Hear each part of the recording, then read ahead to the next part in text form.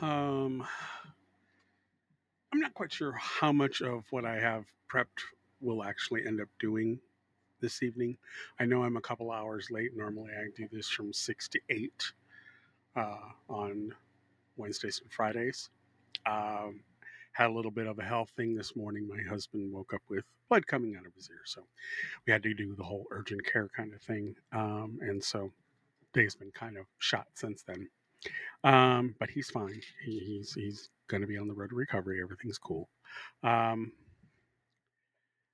but I thought I'd get on. There were several things that I wanted or had planned on Wednesday's broadcast, and I'm going to be doing these again every Wednesday and Friday from 6 to 8 Pacific time, U.S. in the evening. May go a little longer, maybe a little shorter. Just depends on what I've got lined up and where my mood is at any given time. I think I would like to do an additional um, rope podcast this Sunday. And I'm going to do it from 2 to 4. And I kind of want to give you guys a glimpse into how I do the editing. And if you're ever thinking of doing your own reaction videos and want some leg up on how we at Rote do it, I can show you how I built the template, how I do all of the layering and all of that kind of stuff.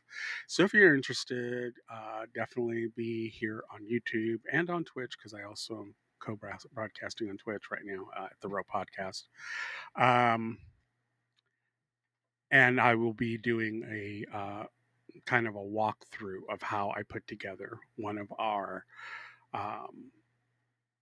episode reactions. I think I'll do a TV series episode reaction. I just got Albert to start watching Etoile, which is the new Palladino dramedy that centers on the world of ballet in New York and in Paris. And it's a fabulous show, great show. Cannot speak higher of it. And if you're a fan of the Palladinos, Amy and Daniel Palladino, um, they write some of the best stuff that's out there on television. Starting with the Gilmore Girls, then going to Bunheads, which was also about ballet, but it was about a localized ballet school in America, not at the A level, which is what we have with Etoile.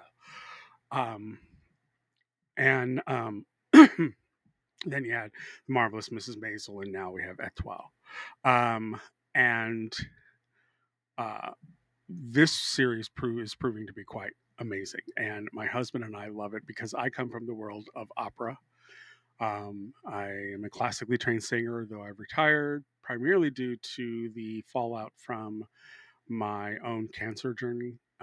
And I'll get into that at some future point to discuss it, or you can catch it on my Queer Say channel, which I'll also have a playlist here on Rote for those episodes. I'll put a link to that so you can go out there and look, or you can go out to that channel and subscribe. I'd really like it if you did. Obviously, it's no obligation and only if you're so inclined, but it is free. It's easy to do. Just click the button and it helps me out. Anyways, last episode on Wednesday, I did a walkthrough of my literary works that you see here on Queer Say. I did a whole breakdown of all my literary works.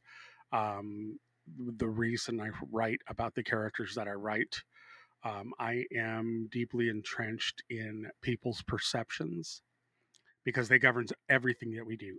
Literally everything we do is governed by our own perceptions, and yet we give very little credence, very little due to them being in play. And I like writing about that. I think that's great fodder for characters because every single character in your story filters everything through their own perceptions. And because of those perceptions, certain ones have priority over others, which is why two people can be in the same situation and tell different versions of that same incident. It's because it's their perceptions that filter these things and give them some real ability to see layers and things that you may not have seen or you may not have noticed, or you did notice them and you wrote them off as irrelevant at the time. And I like writing about that. I like writing where things don't quite match up. So, like in my Angels of Mercy series, which you see over there, the second and third book in the first column over there, and continuing here in this column, that's a story about a boy who wants to be hidden in the shadows, who was outed as a young junior high student here in America against his will. And all he wants to do now in his high school years is be invisible, and how he moves around in the shadows, slips between people without touching anyone. He's just consumed with hiding. And he catches the eye of the quarterback of the football team, hence the football playing garb here, who is nothing but a boy of light. So, how do you have a relationship with a boy who only wants to be in the shadows, but only catches a guy or the eye of a guy who is nothing but pure light? So I find those types of dynamics and perceptions and things in play to be very interesting fodder. Um, there is drama in the stories, and it's born out of that. There is a lot of teenage angst, but not in the way that you would think it is. Um, I also write in first person. So in the first two books, it's My Summer of Love and Before the Fall, and they all have season names in the books. Um, those are from Elliot's perspective, the boy who wants to hide in the shadows. Eventually, we'll get to Marco's part of the story, and he recounts that in these first two, independently produced and published. I published this under my own imprint, and they are Marco's version of the first two books over here under Elliot. So things do happen, and in fact, I go back further in Marco's story even before he meets Elliot. So you get kind of more of the history of Marco as a character and his family and all of the things that go with that. That gives some background to it. So. Um, that's what I did in my last Queer Say episode. I thought I would translate and do some of that here. If you ever want me to do a reading from one of my novels, I will definitely do that. I will consider that if you put it down in the comments down below. And I can also talk about why I made certain choices that I did as I wrote the novel. The one in the upper corner in the first column there, on the as you're facing it, the left hand side, is my native novel that is, I term it as a sci-fi novel. It's an alternate alt world, so it's Earth, but not this Earth. And I did that as a choice to separate my people and our traditions here in this world. I wanted to play with some of the elements from the culture and slightly modify them. And so the only way I could do that respectfully was to put it in an alternate Earth. So that world has two moons instead of one. And so there are things that are a bit different. It does follow the timeline pretty close to what we have here, but with marked differences.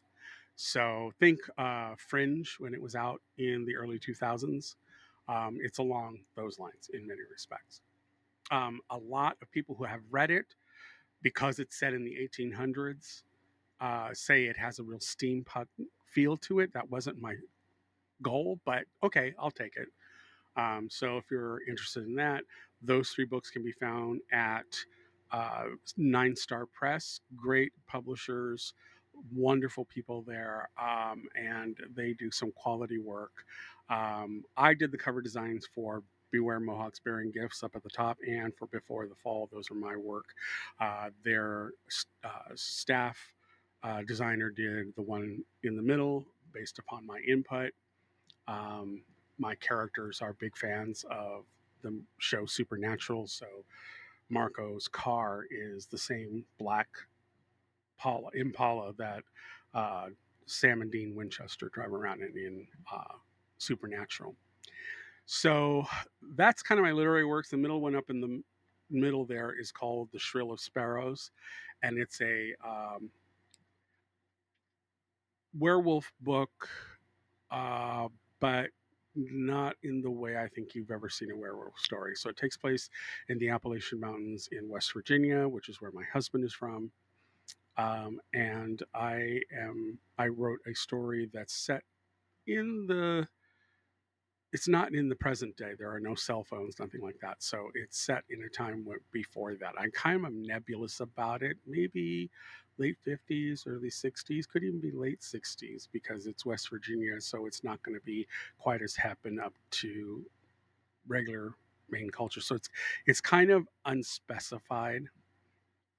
And the only reason that because the original story was called Homo Ho apostrophe Mo, which stood for the main character's name, Henry O'Malley Omega, and the Omega is the class of werewolf in the hierarchical structure of the werewolf packs.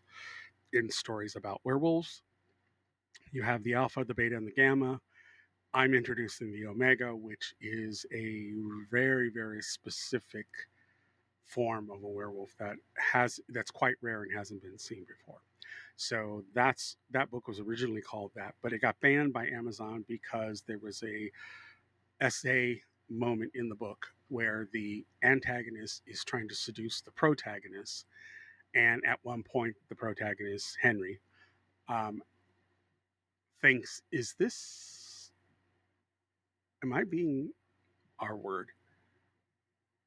And that's what Amazon objected to, was just his thinking the thought. He doesn't say it out loud. It's not fully identified that way, but there is a seduction going on. And he himself being a little naive, a little bit too country, too rural, to know how you would classify that, especially at a time when there wasn't any social media that would put these things on the internet and all that stuff. There's none of that in this story. So it was a very different time, a time that I also grew up in. So I know of what I speak, and when I say that, these kids would be on their own as they had their burgeoning sexualities come to the fore. Anyways, that's what Shirley Sparrows is about. So that kind of is the gamut of my literary works.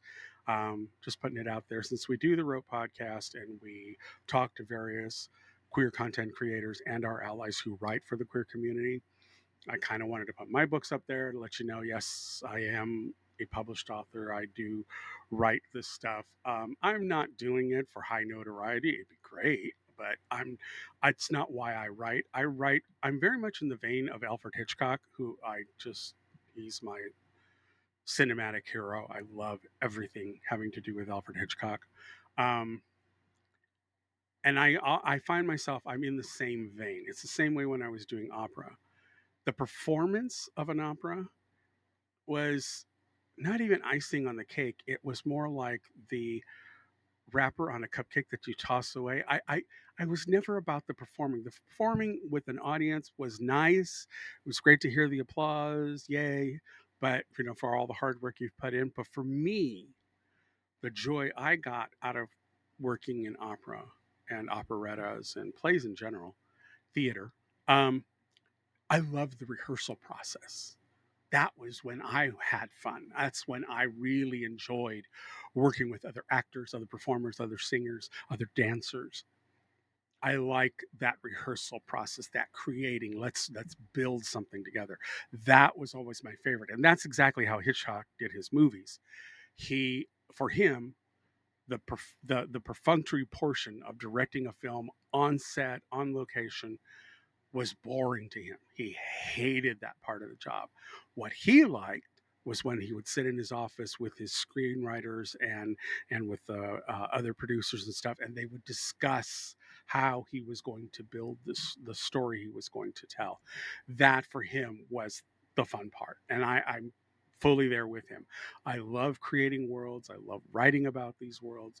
The process of putting down words to paper or words to digital paper um, really enthralls me, and I love that feeling of that. I love the creative, and I'm a pants writer. I write from the seat of my pants. I don't plan anything. I have a general idea of what I want to say, what topics I want to tackle, but the order of how it happens, it's very organic. It happens as things do in life. Things just come at you and you deal with it or you don't. And that's kind of what how I write in this kind of scope I write. So, like I said, if you guys want to ever hear me do a reading from any one of these books, I'd be more than happy to come online and do that. But obviously, no obligation, and obviously, no obligation to buy it. I just want to show that, yes, I am a writer, I am a published author, and I have literary works out there. And this is why I run the podcast with Van Sebastian, who also has a marvelous book called Slumberside that you should pick up. Excellent book. His character, his main character in that one, is so dry and so witty, and I just love him to death. Great story, wonderful premise, and I can't say enough about it. And Vance is also a union voiceover actor, so if any of you are authors out there and are looking for voice talent, I highly suggest you talk to Vance. He has a great reel that he can send to show you the various things that he's done already and the types of characters he can create to bring your story to life. So, throwing that out there as well to give Vance the big thumbs up. Anyways, so I wanted to talk a couple of things. Our reaction videos are going to be coming much faster now. I did get an upgrade to my old computer. I now have a M4 Mac Studio, which I bought through Klarna, and I heard Klarna's having financial problems. So I'm like, I don't know what that means for me. I've been paying on time, so they can't complain with me. Um, but it just was an easier way to do the upgrade, and I didn't have to lay out so much cash all at once. But it is an extremely fast machine. And what used to hold me up, and I will show this on Sunday if you guys tune in for that.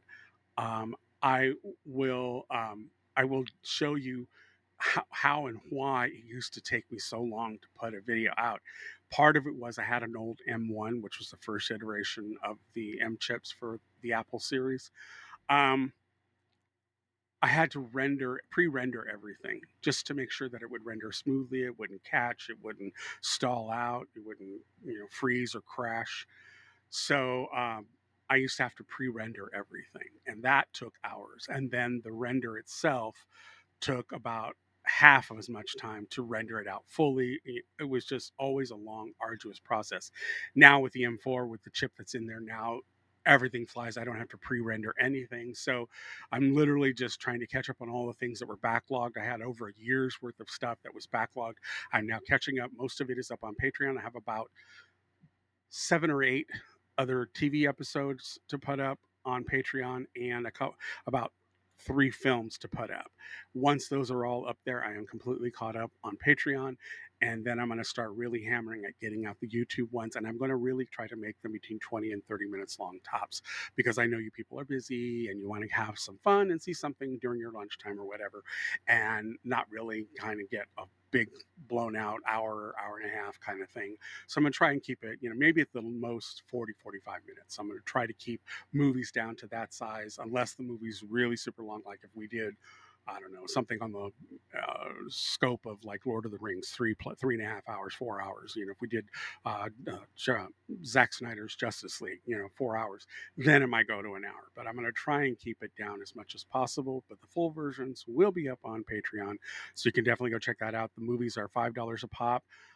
Or the individual episodes of a series. If you want to see the full reactions to the series episodes, they're $3 a pop. And then once we finish a show, I'll do a collection sale price that will be reduced than buying the individual $3 for each episode individually. I'll probably cut it down to like $1 each and do a season. Siri, stop. Siri, stop. Sorry, my speaker listens to me when it shouldn't. And this is another thing. I have a real problem that all of these things are listening to us all the time. It's like you can't have a private conversation anymore. You literally have to unplug everything and turn it off just so you can have a peace of mind. The fact that that thing chimed in while I was talking is just irritating beyond belief. So I kind of just wanted to be able to show you guys what I'm going through as far as the production of it. I also want to give people tips on things I've learned that actually are now starting to shorten my editing time. So on Sunday from 2 to 4 ish this Sunday, if you're around and if you're so inclined, you want to learn a little bit, you want to jump on, probably to talk to me or to ask me questions, it might be best to go to Twitch at Rope Podcast, and I will show you. You can talk to me there because I can see those chats. I'm having issue with the software I'm using. I'm using the new software Meld to make connection, and for some reason, it seems like I can't always get chat to feed into my application through YouTube. It's like they have a certain number of YouTube chat channels or streams available, and once they max out, you have to wait till somebody pops off before you can get on. So, be that as it may. So, if you want to ask me questions while I'm doing the demo of how I make these reaction videos, definitely go to Twitch and sign up there, and then you can ask me questions, and I can try replying to what I'm doing as I explain it. That's in case you feel like you have an inclination to want to do reactions of your own, and you just want to get a leg up and some tips on how to get them going. I can show you what I've done and how I've learned to do it. So there's that. Let's move on to my next section, which is going to be we're going to react to a couple of things. The Cannes Film Festival is now in full swing, and it's lovely to see that there are some queer movies that are coming out. One with Paul Mescal and Josh O'Connor, and this is Josh has had a couple of outings playing queer roles, so it's great that he's doing another one, and he's doing with Paul Mescal, who recently did a gay love story with Andrew Scott, who I just adore. I love that man. And they did a movie called All of Us Strangers, and so I like the fact that actors like Paul and Josh are willing to step into our world and to do it justice. And as you'll see in this discussion here, this is at the Cannes Film Festival, and they're talking about a movie called The History of Sound, I think it's called. And he's talking about how playing queer men has molded his perception or his ability to understand his own masculinity. So let's give a listen to this and see what he has to say. All right. Let me do a like. The question about masculinity to me is that it's ever shifting. Kindness is wildly underrated in romantic relationships. The relationship really deepened in the 3 or 4 weeks that we were filming. Yeah, the history of sound.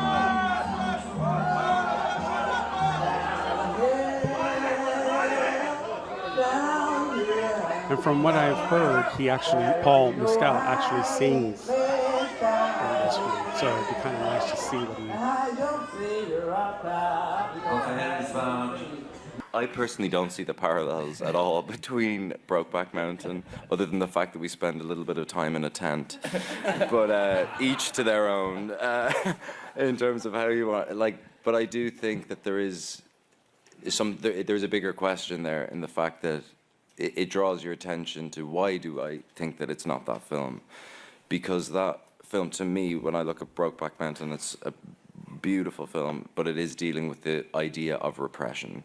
And this film is fundamentally pointed in the opposite direction. So I think, to be honest, I find those comparisons relatively lazy and frustrating. But for the most part, I think that relationship that I have to the film is born out of the fact that it's a celebration of these two men's love, not a kind of film about their repressed relationship with their sexuality. It was your first film in the U.S., but you didn't cast American actors for the lead. Well, that is because I'd met Paul and Josh organically years before, and we kind of never even realized that we were making a film in America until he had started learning the accent. We started this film at a very interesting junction in that we'd known each other for about 5 years, and we were definitely friendly, but I think it's nominated for a Palme d'Or, too. It really helped so that foundation of safety and play was there, but then the relationship really deepened in the 3 or 4 weeks that we were filming. And I think for anyone who's seen the film and the kind of weight of of the themes that we're playing with. The set itself was very light and boyish and nonsensical at times, but I think, and again, it's a testament to Oliver that he didn't try to dictate the tone of the film onto the actors when they were playing. He trusted us to be in whatever kind of emotional state we felt was necessary before we would choose certain scenes. But I felt very lucky that we knew, myself and Josh knew each other well enough to begin with, but we had a canvas to keep painting on during the filming process. I remember at the end of the first week, you and Josh like running down a hill because we'd done the first week, and it was like they'd achieved something like a football team.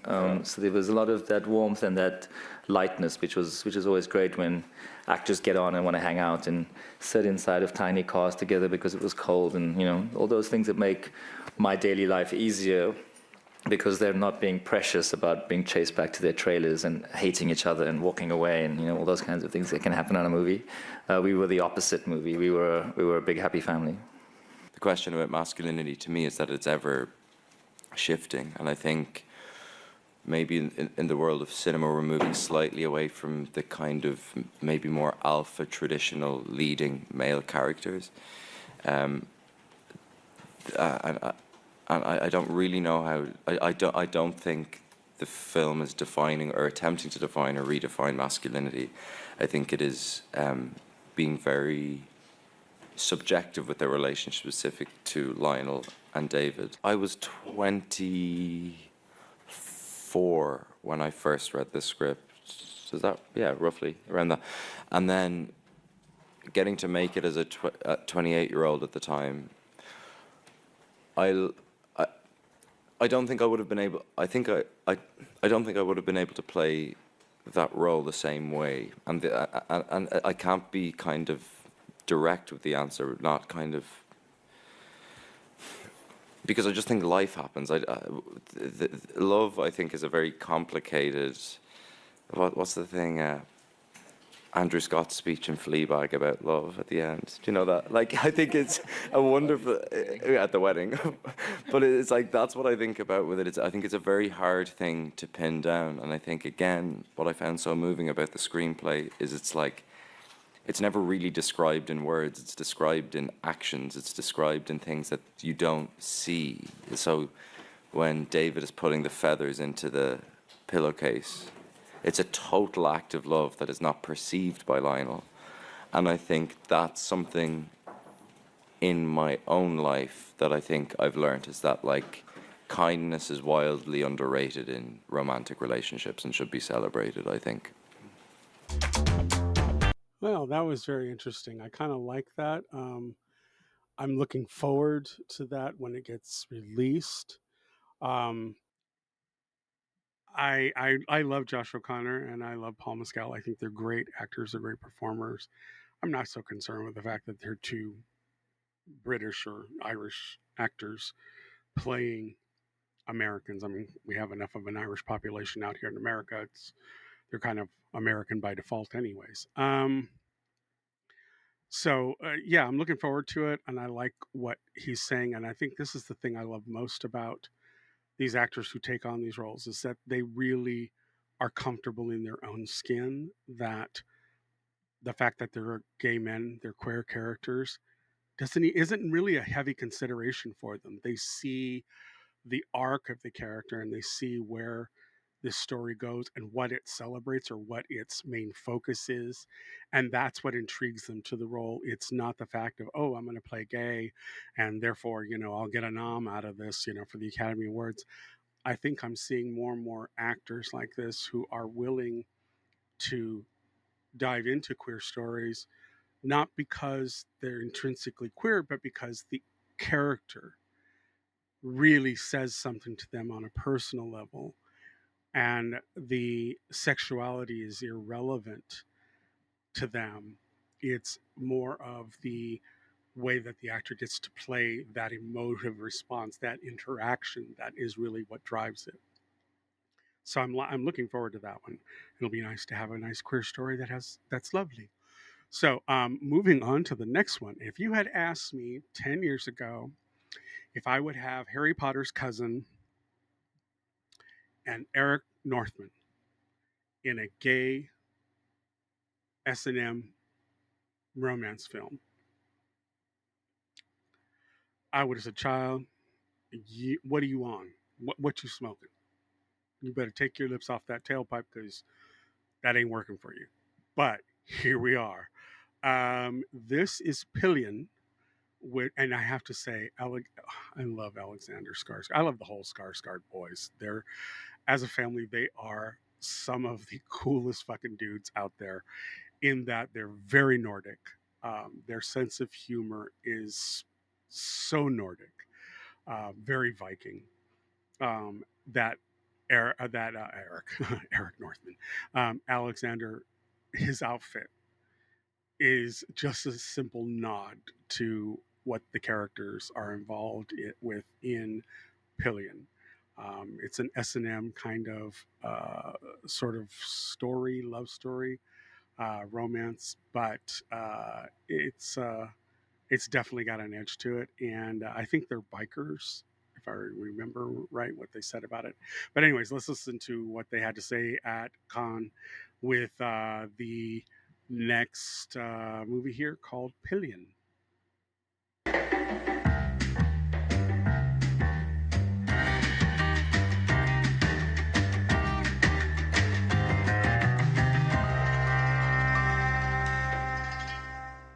What a reaction to the film.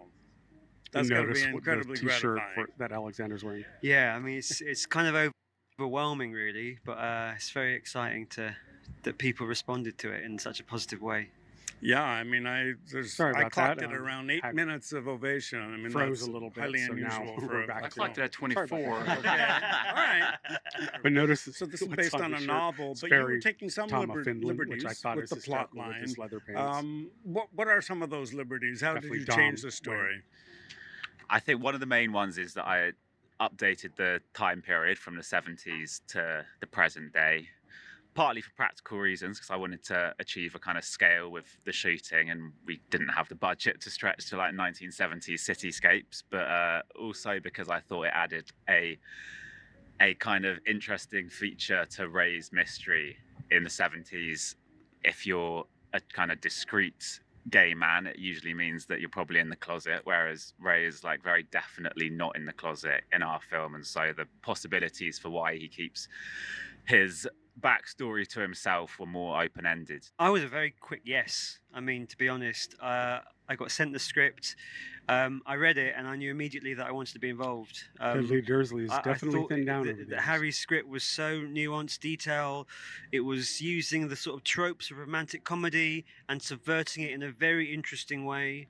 And I kind of fell in love with the characters. They both seemed to me, on reading it, to be two vulnerable men, but in polar opposite ways. You know, both sort of dealing with their own things, and I just knew I had to be involved from the off. And Alexander, how about for you? Well, they offered me a great paycheck, and I love money. I fell in love with it from the very first. It was just such unique, strange, idiosyncratic tone, and a character that I was drawn to. I thought it was so such an interesting relationship. The fact that it was clearly a dominant, submissive relationship, but with beautiful, tender moments, and it evolves over the course of the film. And I just, the dynamic was so interesting. Having a character like Colin, who's like on a journey of self-discovery, and it's his first kind of a foray into kind of romantic love, meeting someone like Ray, who's definitely clear on what he wants and how he wants a relationship to be kind of set up. That just created a really interesting dynamic, and set in this world. And again, it was a lot of, like Harry mentioned, like some elements felt very universal and relatable, and the kind of the rom-com aspect slightly subverted, set in this world of kinky gay bikers. There was something really unique about this that I hadn't seen before. That got me very excited. I went up and spent a weekend with the GBMCC, and off the back of that weekend, having like learned all sorts of things about being a pillion, being a gay biker, I kind of applied some of those to the script, and then also knew that I wanted to cast the remainder of the bike gang out of those guys. And I think, you know, not only were they helpful to me in the writing of it, but they really helped Alex and Harry. Yeah. They were instrumental in all those big scenes with the whole gang, to kind of incredibly supportive and patient, because we had tons of questions about details and stuff. And it was such a treat to have them here at the world premiere this morning. And we're going to celebrate with the whole gang tonight. I think trust is the key word, really, in terms of the scenes that Ray and Colin have. And I found it personally very easy to trust someone like Alex. So yeah, it was very, the whole process was felt very seamless and easy. And obviously what they do, although it might be daunting to people on the outside looking in, it actually felt like we just every day would turn up and just try and say that story as accurately and as honestly as we could. And I think the way that Harry wanted to shoot those more sort of explicit scenes was done in such a sort of clumsy, awkward way. It really helped the sort of authenticity of it all, really. So I mean, yeah, it was a joy to do. Yeah, I mean, from my side, I met him.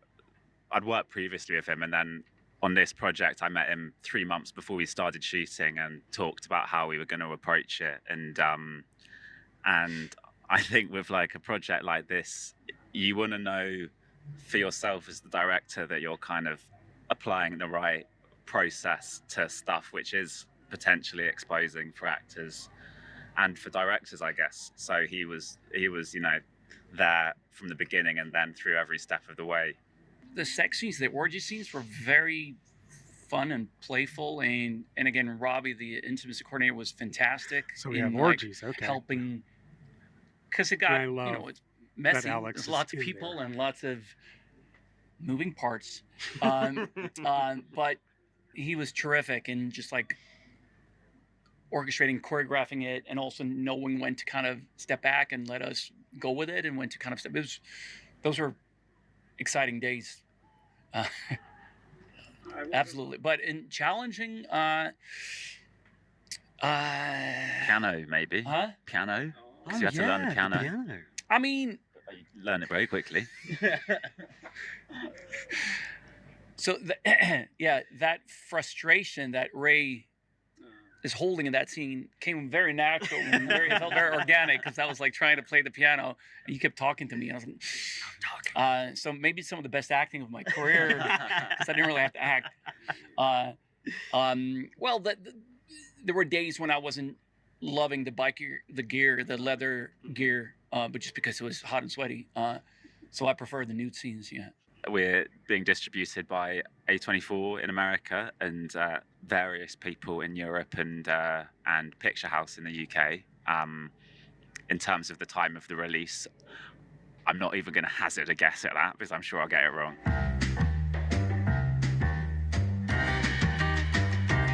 Well, I definitely think that that's kind of an interesting take on, you know, it's almost like, I don't know if you guys have seen Tom of Finland, the movie, not the documentary about him, but the dramatic film about his life.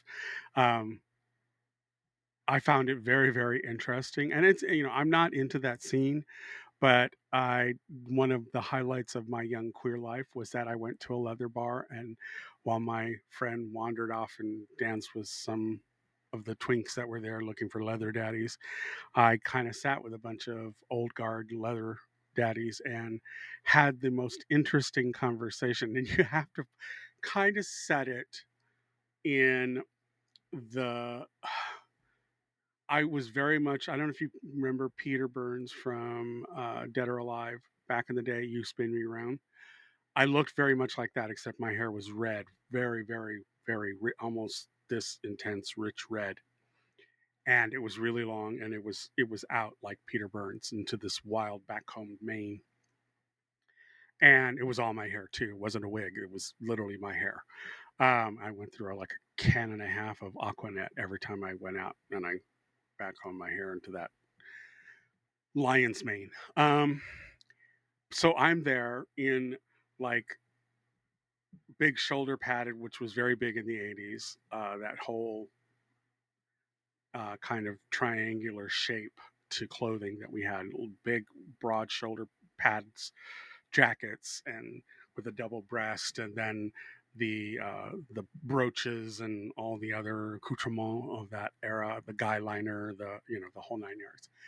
And so there's me like that with a shitload of bracelets, more than I have here. I mean, I had bangles and all kinds of shit up my arms with the sleeves pulled up like this on the jacket so you could see all the sparklies and what have you. So there's me, and then you have all these silver fox older daddy types sitting around. We were all sitting around a table having the most amazing conversation. They were telling me their lives of when they were in the war and the Korean War, and that they had, how they got out, and that they decided that they were going to stay in California and they were going to live here. And so it was kind of cool to have that conversation room to learn about the leather culture and to understand the whole dynamics of it. And I got it from my elders, and it was something that's always stuck with me. I always thought that was a really cool fucking moment in my life. And so, seeing Tom of Finland first and identifying with what I had experienced with these leather daddies, talking about their relationships and how their lives had evolved once they left the military, was very fascinating to me. And now seeing Pillion, sounds like we've got something along those lines, but obviously he said it in today. I wish he could have said it still in the 70s, because there was a look and an air about it. That was the era of the porn stash, the clones, and all of that. And then the leather daddies and the leather look kind of wasn't its own thing, but kind of looked, you could blend the two very easily, because jeans and t-shirts and stuff and rolled up t-shirts and studs and harnesses and all that shit, that was all part and parcel of it. So yeah, I'm looking forward to both those films. I think it's going to be great when they get released. I'm not, as he said, they're not even venturing a guess of when it's going to actually be distributed, but I'm definitely going to keep my eyes out, and we will do a reaction to both of them when they do come out and are available. So the next thing I kind of want to move on to is um, something that I had queued up for what I wanted to do on Wednesday, and I wasn't able to do a Wednesday broadcast. My vacay of sorts was held over by an additional day. So these are things that I wanted to talk about. The first one is, and I have a lot to say on this topic, the whole Latinos for Trump, the whole Latin men. You cannot believe how many times I would sit and literally scream at the television at these Latino boys talking about how they thought that Trump was it, that Trump was the way to go, and that he was he was such a great got something here I got to move. He was such a great businessman. No, he's not. Everything he fucking touches literally tanked. It's literal shit. He was the only man I've ever heard of that bankrupted a fucking casino. You don't bankrupt a casino. That thing is nothing but a money hog. It will bring in money like you can't imagine. And yet somehow Trump figured out a way to do that. That's how talented of a businessman he is. So I would be screaming at my straight cis Latino brothers out there, just going, "What the fuck are you thinking?" And it's clear they weren't. They just weren't. So I'm going to play this. This is a kind of a podcast, sort of. It's called the Ricardo Ignacio podcast. I've never seen his stuff before. I've not even watched the whole thing yet. But I love that in this picture, at least, you have a native guy here, or a Latino that is respective of his indigenous native heritage, and is very much like myself. I'm half Latino, half Native American in the stateside.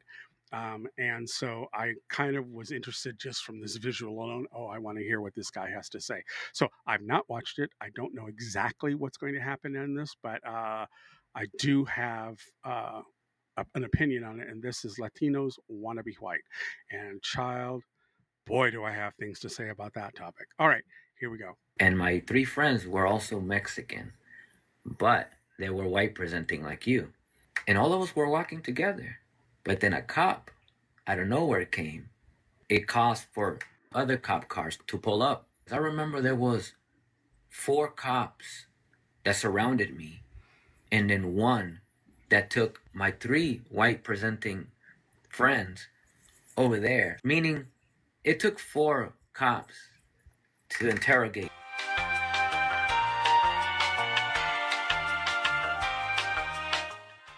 A lot of Mexican, Latinos, in Latin American countries, when they are white presenting, they think that they could blend in with people like me, and it doesn't work, and it never has been a truth. In fact, people like me in Mexico and Central America and South America, people like me in countries, people that look like you, they treat us like shit. You see, what was very interesting to me as you were explaining all the things that you were regarding Mexico and the progress, the only people that I have observed that see progress in Mexico are white presenting Mexicans.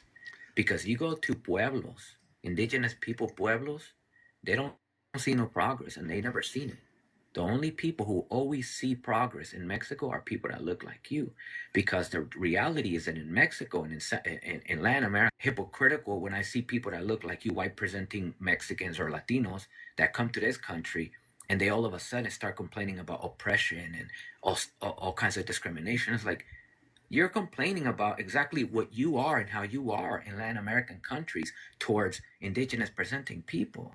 And so that's why I've always been very, very apartheid when it comes to the white Latinos, because I was born in Mexico just like you. And even I did want to say something though, just to living through my experience, and like what you're saying is true. My sister, people used to think she was mixed. She's full Mexican, but my family, they tend to have curly hair. But through living life and seeing the experience, my sister was held at pew point by police officers coming from a Bible study for no reason. And as your white presenting Latino friends, they should have stood up for you. They should have. And I will add here that, sorry, I have his eyes closed there. Lovely eyes, by the way. But my brother, I have a younger, there's a middle brother who definitely has the Jan Brady complex. And by the way, I stopped broadcasting on YouTube because it was seemed problematic. I was having throughput issues there. So I apologize to all the YouTube people. I will put this as a recast up on the Rote YouTube channel. Hopefully Sunday we won't have this issue. But anyways, getting back to this. My brother, because like I said, I'm half Mexican and then half Native American. Now I'm from the Haudenosaunee Confederation. That's where my father's people are. And they're from the Eastern Woodlands. So they're much lighter than you would say the Plains Indians. So my sister and I have this sort of complexion. I mean, when we do tan, if we stay out in the sun, we will get darker fairly easily. But my brother is like this gentleman here, and it's really kind of, I mean, you all look at my brother and the two of us, and other than the fact that we all sort of resemble each other facially, the fact that our skin tones are so drastically different, you almost think that my mom had an affair with someone because my brother's like that. But then you look at my mom's family and it's the same thing. She and her brother present lighter skin, and their youngest sister is dark skinned like my brother. So you can have it within the same family. So I find this interesting, the conversation that they're having, because likewise, when all of this stuff started going down with Trump and the rounding up of illegals, which is absolute bullshit, when all that started, my first thought was, oh, fuck, I got to figure out a way to keep my brother safe, because I know he's much more at risk of being picked up than I am. So, yeah. So let's get back to what he's saying. Hopefully I can stay connected and keep broadcasting out there. I don't know what the deal is, but maybe it's just the internet tonight. So let's get back into it. Use their skin privilege, that they're lighter skin, to speak up against what was happening. Like, that has always been my mentality, and I understand what you're saying, because the majority of them do.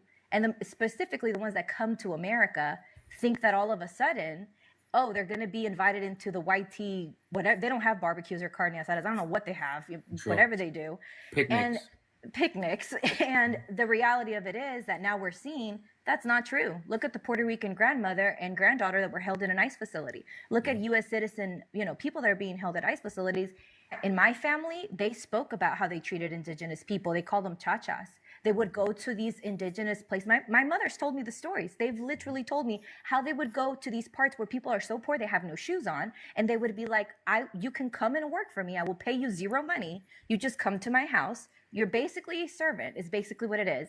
And you just have a better living standard. Sure. And basically we're taking advantage of indigenous people because we think that, colonialism taught us to think less of them. So I agree with the colorism thing. I think it also exists in other groups of people. They also have this colorism. But it's definitely as a person, if you see, Indians. I grew up, nobody has to tell me. People would look at me, and I've said this before, I couldn't even speak English, and people would direct things at me instead of speaking to my father or my mother because they just, I don't know, the American thing is like, oh, I'm just going to talk to her. She just looks white. So I'm just going to, basically address her as if she understands better. I grew up, I understood this. No one had to explain it to me. But as a person who loves my community, the divide comes from ignorance, from these like whitey presenting Latinos that think, and to see them be Trump supporters to me is wild because you're voting against your own. We should kick them out of our community. We should not include them. They shouldn't be admitted to our communities because they are voting for our people to be basically terrorized. That shouldn't be a reality in America, supposed to be the land of the free and based on immigrant idealism of where you bring your own thoughts and we create a better country. It's supposed to be what America supposedly stood for. But what it has become now, I feel like it comes because of lack of knowledge. And that's just my conclusion to it. I will add here to both of them that one element they're missing, and it's because they're both young. Contextually, it goes much deeper than that. This has been long and far-reaching. Any color other than white is you get ahead in life, or you can't get ahead in life. If you are white, if you're white presenting, the road is much easier for you. And I think it's interesting that these young people definitely see the lines here. They definitely see the caste system that exists. And there's even a caste system hierarchically within Asian cultures. And it's something we all need to get over. I mean, it's a generally accepted fact that all human beings came from the continent of Africa and they spread across the given portions of the land masses over thousands of years, and we're all just nothing but faded blacks as you move away from Africa and you have the various shades that happen because of the environs that they were in. And so we just all need to get over ourselves. If you really want to get a handle on the whole racism thing, definitely go watch Jane Elliott. She is someone who started, and I remember when she held her experiments in the 60s. Growing up, I was pretty young then, but I remember seeing it because she was a school teacher and she tried an experiment whereby she would separate the kids between, rather than skin tones, she would separate them by eye color. There were the brown-eyed kids, and then there were all the others. And she would set up scenarios that would either favor one or over the other. And then they would talk about it later, why they felt the way they did as they were dealing with the fallout from being either in the in or the out crowd.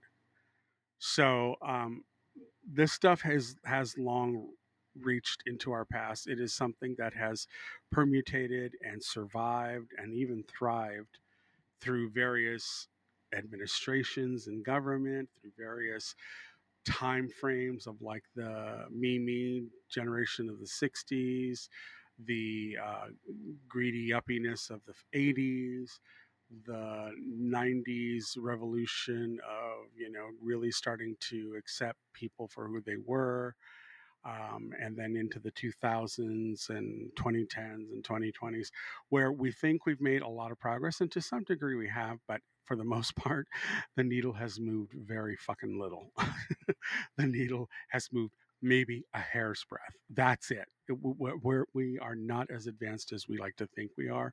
And like I said, these kids, while they're very perceptive and they're definitely have a handle on what they're talking about, the other side of it is they don't have the historical context because they didn't live through it. Let's continue. Let me ask you a couple of questions. You have, in fact, been identified as white. People normally do, yeah. Sure. I always. Okay, so let's talk about what race is and how it works. Raza. Mm-hmm. What is race? How does it work? Well, I think that race was basically, I do think it's a social construct, but I think like race was basically done to like differentiate among people and where they come from. And I understand like Europeans, which are the Spanish, conquered Mexico. I know the difference between European descendants and those that are like of indigenous blood, because the lineage that was basically, they came in, they took over cities, and they brought Portuguese people and Europeans to try and mix into the indigenous people to whiten them up. Yep. They did this in all sorts of countries. They also did this in like, what is it, Dominican Republic, or I want to say, but they brought these Europeans to try and lighten them up because of their racism. It's like colonialism is based. It's even, she's touching on it, but she's not taking it to the actual extreme that it was.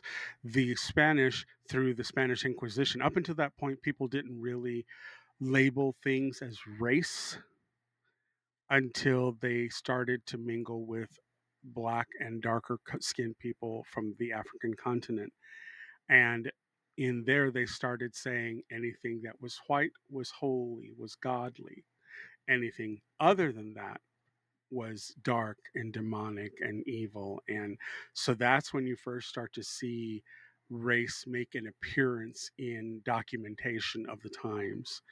The Spanish Inquisition and the Catholic Church has definite blood on their hands when it comes to this kind of scenario. And it's something that we carried forward even when my mom was born, being a Latino. Now, her father definitely was indigenous. And he was born in Mexico. My grandmother, her mother, was actually descended from Spaniards that had come over here. So there was that dichotomy. And my grandmother did everything she could to present as white. Everything in the house. She did things like she saw on television, all the white families.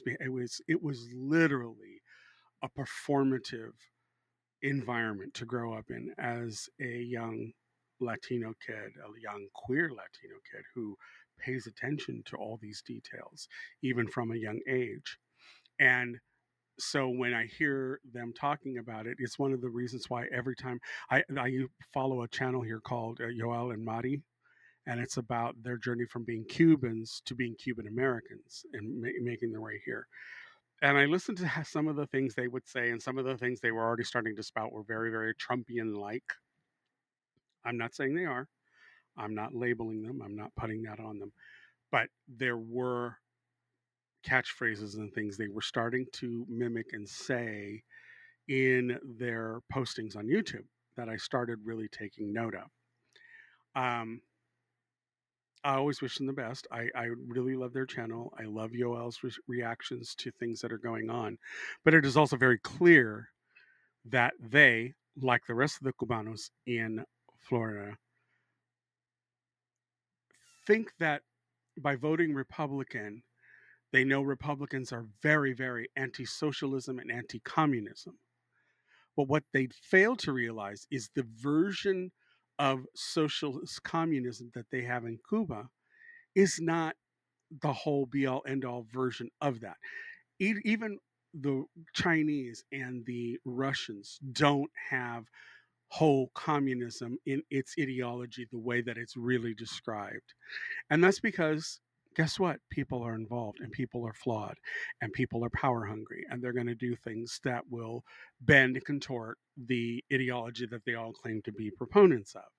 So when you have those dynamics in play, those perceptions, call back to the beginning of the video, um, when you have those things in play, then you have a lot of ill-informed decision making going on, which is why the Venezuelans thought, like the Cubans, that they did everything the right way. They were contributing to society. They were hardworking, and it's true. Latinos, by and large, are some of the hardest workers out there. They do shit jobs that nobody else wants to do. Let's be 100. Let's be a buck 50, as the kids like to say. But the one thing that they don't have is the racism and everything that has happened before their arrival and how pernicious and pervasive it is and how much will be said to their faces that is a blatant lie, but they know how to word it so that they will think, oh, I'm one of them. Bitch, no, you ain't. No, you ain't. You will never be one of them.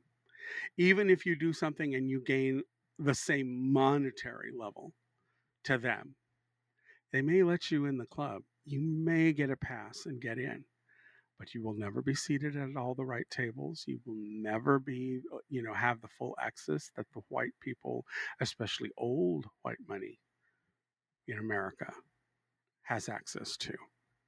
There is a caste system even amongst the rich. If you can trace your lineage back to the founding of the country, you have far greater legs to stand on. And you are more of the haves than the have nots. There is an aristocracy to the United States.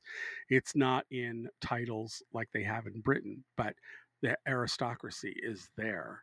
The landed families that had money or created their money during the 1800s in the industrial age, during the robber barons era, all of that, there were racism involved going through that as well. And when you have a situation like this where these two young Latinos are having this conversation, again, like the Venezuelans, like we told them, Mexicans who have been here, who are Democrats or who are independents, understand the context. Why? Because the families have been here the whole time and have really listened to it.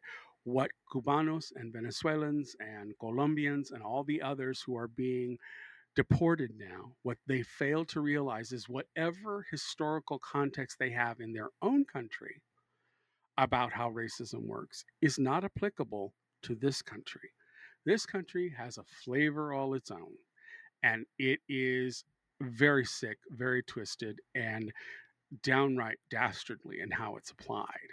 So, while on one hand, I can forgive a little bit of their voting against their own interests and voting against their own family members. The other side of it, I'm really fucking angry with them. I want to shake and throttle them because they put us in this position. Make no mistake. And Latinos, the one downside about Latinos in general, and it's fairly applicable to all, they are very, very self-centered in that they can say, "Oh, viva la raza," and then let's go, let's go, let's go. But individually, yeah, I'm not like them. I'm better than they are. That shit is real. That shit is real. And they will cut each other off at the knees if they think it makes them get a chance to get ahead. Make no mistake. Latinos are not loyal to Latinos. They aren't. They're really vicious. And I think it's something that we need to unlearn as a culture. I think the blacks have it much better. They, at least, I used to walk around and see, I grew up in the black church too. My parents sung in a gospel choir, a really good one, a really good black gospel choir. And I've been at their church services. I've been there for their joys and their deepest sorrows. I've been in the Black community. You know, it's not just that I say, oh, I have a lot of Black friends. That's not, I mean, I was in the community. I lived their experiences. I wept with them. I was there for them when they needed help. So, but one thing I noticed about the Black community is as they're wandering, if they see another Black person, they will acknowledge them, either a nod, hey, what's up, you know, that kind of thing. And you think, oh, they must know each other. No, no, but they see each other. They acknowledge each other. And I really respect that as a community. Latinos side eye each other. Okay. There is a difference. And that has been indicative in the culture since even before the conquistadors showed up. When you have the Toltecs, the Micmacs, the Mexica, the Aztecs, all at each other's throat over the centuries leading up to the conquistadors' arrival, you have a foundation of mistrust amongst the peoples. Now, my father's people had a likewise scenario. And the way that they got around it is they came up with the Great Law of Peace that bound their fighting nations that lived in the same the Finger Lakes of upstate New York and in southern part of Canada, right above across the river from the Great Lakes, St. Lawrence River. They learned to create a society of confederacy of these separate nations that had been warring with each other for hundreds of years. And they realized they were killing each other off. And so there was a gentleman that showed up who supposedly is of Abenaki heritage or Abenaki nation. And he brought the concept of the Great Law of Peace, which is whereby they join as a confederacy and they marry, and the clan mothers of each one of the clans within the given nations had to approve the marriage, because the idea was if they're all intermarried, then everyone is family, and therefore you will not seek them out to murder them, to enslave them or what have you, because you're all related in some way. And so that's how they came up with the Great Law of Peace and how they settled it in their area. And the Mohawks went down what's called the Mohawk Trail, and they traded just far south as into Mexico down to the Aztec. So there was no border for them. So when I think of Native peoples, I think of from the Inuit all the way up at the top in northern Canada in the Arctic Circle, all the way down to the southern tip of Chile and Argentina. I don't see any difference. The indigenous peoples of these two continents are all part of the same race. They are indigenous natives of this area. There has been some speculation whether that land bridge over the Arctic Sea during the last ice age was how they got here. There's been a lot of pushback from Native communities that that's not the case, and they have several digs in the southern part of South America that have predated that land bridge. So there are instances where natives have pointed to and said, no, we've been here a lot longer than that. So we don't have the whole story on the native population. And a good portion of what was saved when the conquerors came in from the west or from the old countries, they destroyed a lot. So a lot of what we did have as a collective history, a good portion of it was destroyed as the invaders moved into these two continents. And a good deal of wisdom was lost, and it can never be recovered. So when I listen to this gentleman and I see him with the native imagery behind him, I really respect him for being very, very tied to the culture and tied to his heritage. I myself feel the same way. And I find it interesting that Latinos on this side of the border in the States have a much more pronounced tie to their indigenous side than, say, Mexicans who live in Mexico. I do the reactions here on Rote with Albert, who lives in Puebla, Mexico. And he is Mexican, as I am. Yet our two lives could not be more varied in many respects.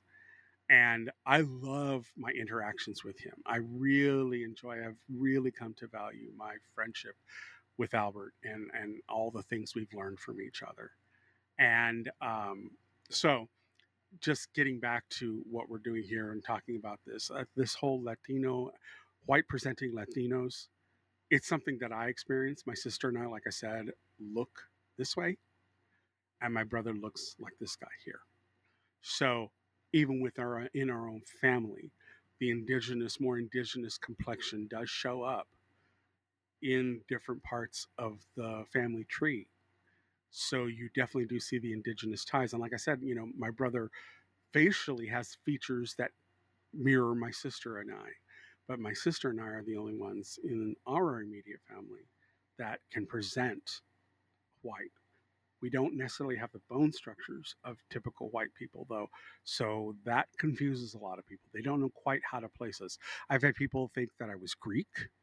I've had people think that I was some sort of northern African, but like a Tunisian or something, or in the Caucasians or something. They had some wild idea of whatever the hell. Maybe I was Kazakh. I don't know, but anything but your standard Irish, Italian, kind of thing. And yet, so it's something that I've had to grapple with. And as I said, now that the rounding ups are happening and stuff, and people getting real IDs to prove that they are legitimate American citizens, I'm constantly pinging my brother, hey, make sure you get this, make sure you keep this nearby, make sure you have it, because I know my brother is more susceptible to that situation than I am, and I constantly worry about it, And so listening to this discussion here, I knew I was going to have a lot of talking points on it, but let's get back to more of what they're having to say here before we move on, okay? Basically was embedded, racism embedded into it. Yeah, this happened in all of Latin American countries, all of them. Race is, in fact, a social construct, and a social construct is meaning what people identify you as without knowing anything about you. In this particular case, society has identified you as white before they knew anything about you, before you spoke, before you identified yourself, etc. People have looked at you and treated and addressed you and identified you as white tea. So your race isn't. I would also say this was one of the reasons why my mother refused for us to speak Spanish when we were growing up. She forbade speaking Spanish, and my mother speaks it fluently, but she forbade it in the household as we were children.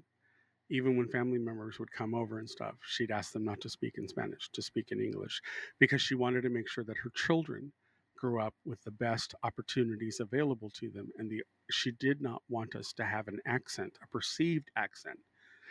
This was a different time. This was the 60s going into the 70s. Everything white was what you tried to be. My grandmother, as I said before, was very obsessed with it. And she would do everything she could to eschew any kind of attachment to her being Latina. She was Spanish. That's what she would say.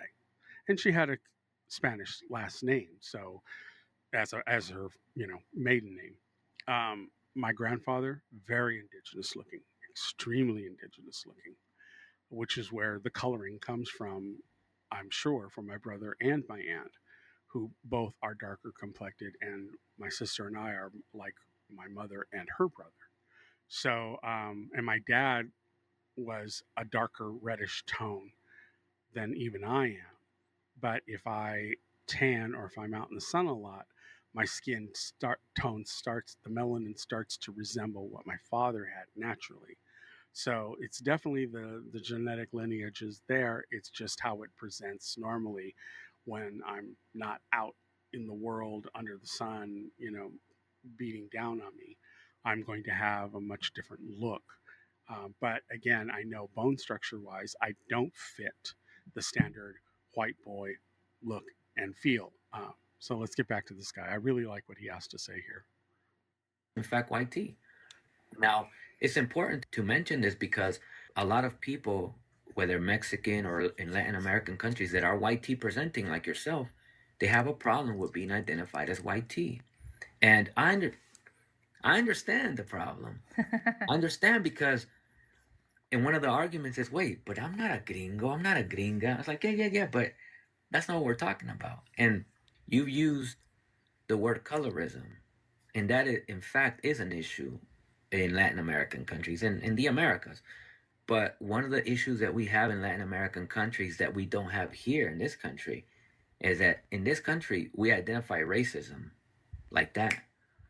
In Latin American countries, we don't believe racism exists because in Mexico, people like you, people that look like you, say things like, oh, in Mexico, there's no race. We're all Mexicans. So the issue is colorism. Nah, it's racism because we are different races in Mexico. So there are plenty of complete European descendants in Mexico today. And they're very racist they're red hair towards the indigenous people. Freckled, and where we have gone wrong in places such as Mexico is Russian to think that there is no race.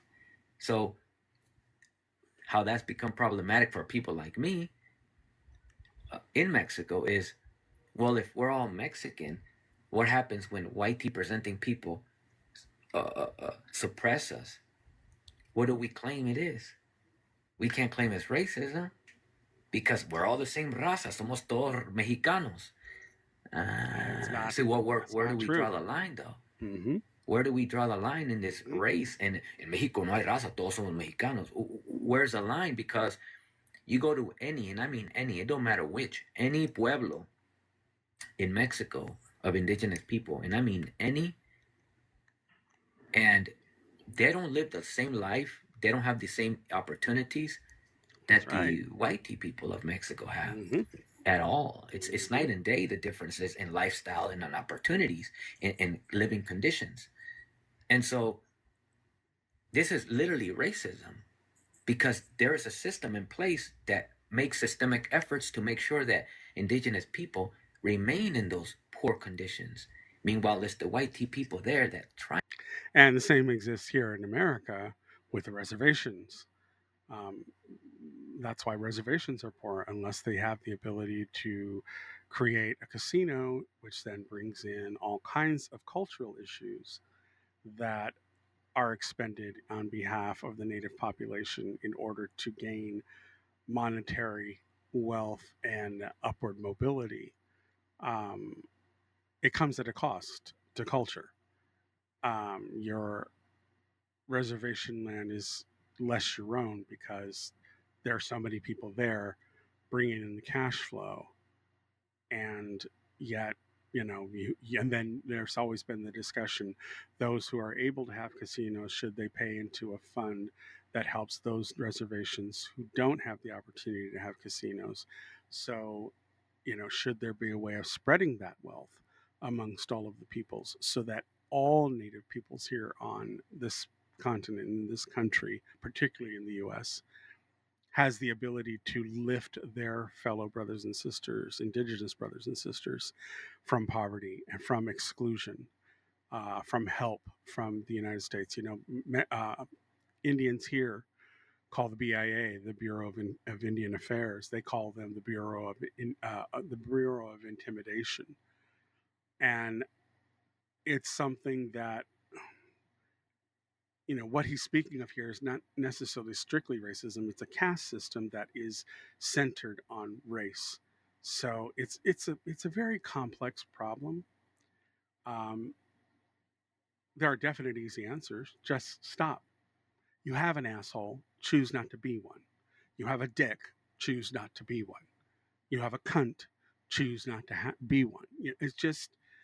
It's simple. It's very fucking simple. You would think that all of us could do it, but we don't. Why? Because we have grown into a society that is hell-bent on personal gratification, self-aggrandizement, self-promotion, rather than the community of people, which is what native populations, there was a whole movement during the Black Panther movement back in the 60s and stuff.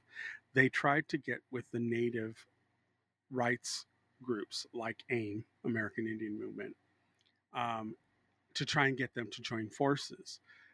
But what the Black Panther groups failed to realize was natives didn't want to be part of mainstream white society.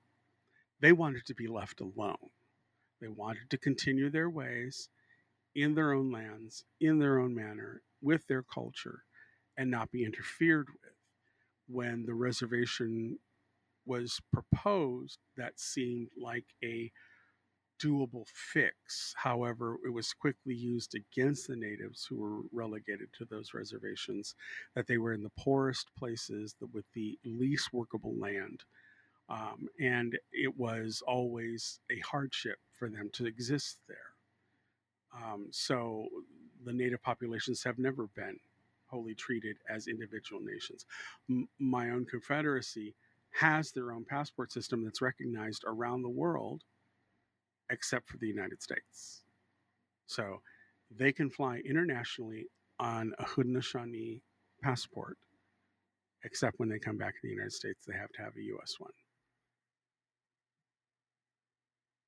Because they still want to put the thumb on indigenous people of this culture. So, yeah, I'm going to leave this here, but it's just definitely something to talk about.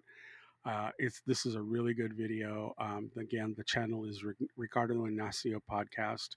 He's got 10.7 thousand subscribers. Let's give this guy some more love. I really appreciate his perspective. I'm definitely going to subscribe and hear what else he has to say.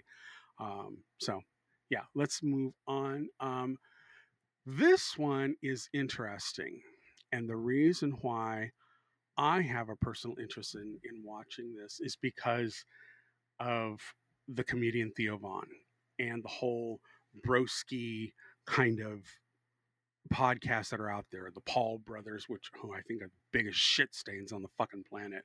There is nothing those boys have done that has been of any good to the community of people or human beings at large. Nothing. I've watched it all, even the MMA and all that, but nothing they do is worth what they're paid. They are the biggest charlatans out there. They are Trump's mini-me's in my eyes. But all the broskies, the Mr. Beast, all of these fucking retard. Yes, I said the R word. For them, it's applicable. All of these people have like this Joe Rogan, all of his little clique of comedians who are not comedians. I will go for Bill Burr every fucking time against one of those assholes.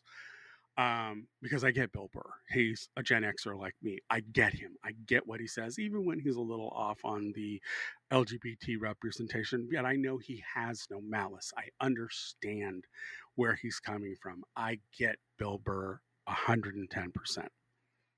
But a lot of these others, they punch down when they do their humor. And it's really fucked up. Really fucked up. And then they go out there, oh, I'm just asking questions. Oh, fuck you. You know exactly what you're doing. Taki, stop playing with the light. My cat just moved my light. Hang on. No, you don't touch that. No. Anyways, some hit show, huh? The cat's rearranging everything. So I want to see what Kyle has to say. This was evidently Theo Von recently started having a mini come to Jesus kumbaya moment about the genocide going on in Gaza. And I did see Hassan Piker's response to it and him saying, well, it's not a good thing to go after Theo with these thoughts that he has and try berating him for it, because at least it shows he's willing to have an open mind and an open discussion on it. He's not, just spouting the typical, Israeli, pro-Israeli line on it. And make no mistake, I'm definitely not for Hamas. However, you can be for the Palestinians and still be against Hamas. That the fact that it's an either or in maggots' minds is just mind-blowingly. It just shows the level of rampant and arrogant stupidity, stupid people that exist in that realm, which is why they have the king of the dunces trying to be king of the United States. But anyways, I want to hear what Kyle has to say about, and this is Silly and Billy from the Vanguard, as they're coined by TYT, which is another fucking progressive channel that needs to go the way of the dodo. But let's hear what Kyle Kulinski has to say and what Silly and Billy have as commentary for it, okay? Do you want to get started? I know you sent me this clip of Kyle Kulinski earlier today talking about Theo Von. Theo Von actually came up when we were talking to Kyle like a week ago, except I couldn't remember his name. I was like, who's that fucking idiot guy? He's the Louisiana guy. He got canceled like 20 years ago for saying white people shouldn't date black people. What's this guy's deal? And then lo and behold, here's Kyle making his own video about Theo Von like a week later. Yeah, Theo Von's obviously blown up a lot recently. Kyle talks about some of the reasons why. But more importantly, I think he has some critical words about Theo Von, kind of calling out a real hypocrisy that I don't see enough people pointing out. Because don't get me wrong, I get the appeal of Theo Von. I agree with people that say he's like more tolerable than Joe Rogan, less annoying than some of the other actors in this, arena of the internet, the kind of Joe Rogan comedy bro scene, right? I do think he's one of the more tolerable, and he is genuinely one of the more funny as well. But I think Kyle does a great job in this video, Zach, explaining how his influence is still, unfortunately, pretty nefarious despite his, crocodile tears. So this is pretty interesting. I totally agree with Kyle here. And yeah, let's check it out. We're going to hear a little bit from Theo Von from his recent statements on Gaza. And then we're going to hear Kyle's response. Yeah, because he's made a couple videos about Gaza. I remember he had Gabor Mate on his show as well. Yep. This is the maybe second or third time it's come up. But, I'm sure a lot of people have heard most of the comments. So we can kind of catch the end of what Theo was saying here and then get Kyle's response. Oh, yeah. I don't. Sometimes I feel like I should say something. I'm not a geologist or geographer or anything like that, so I don't know. And geography have nothing to do with what you're about to talk about. Some of it I do know, arrogance, like I know the basic. I'm not a geologist.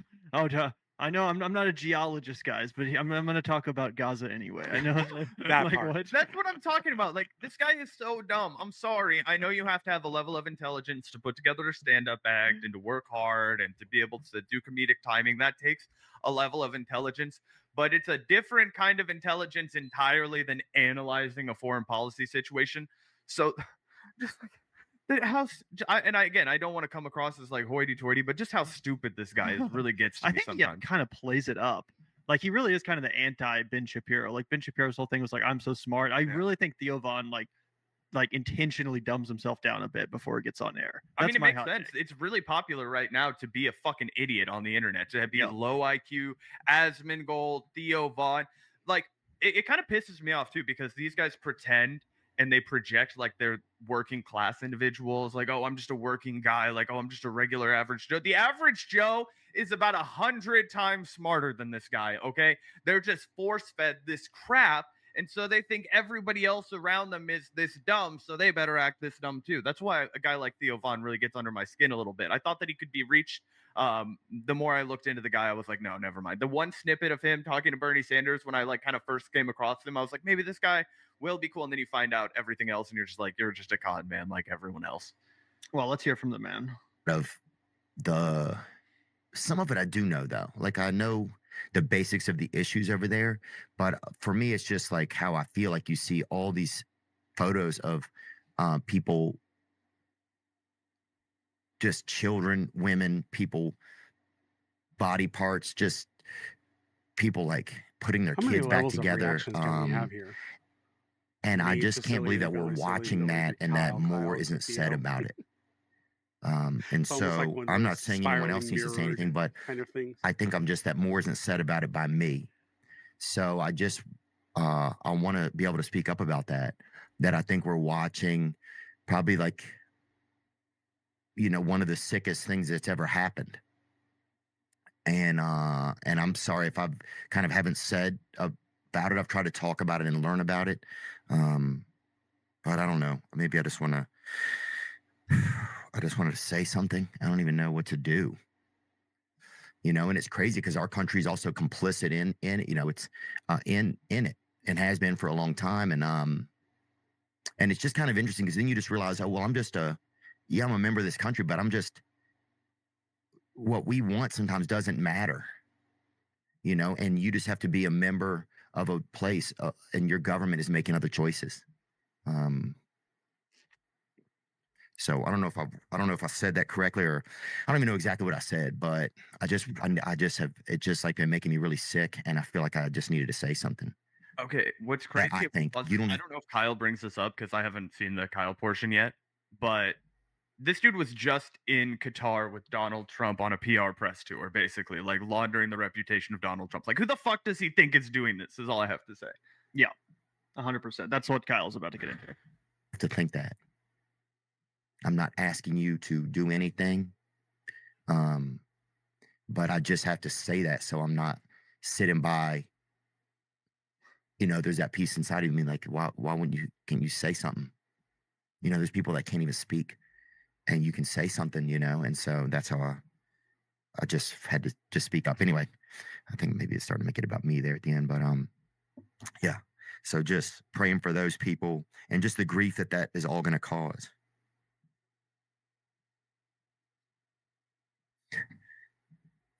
Just like, what are we doing?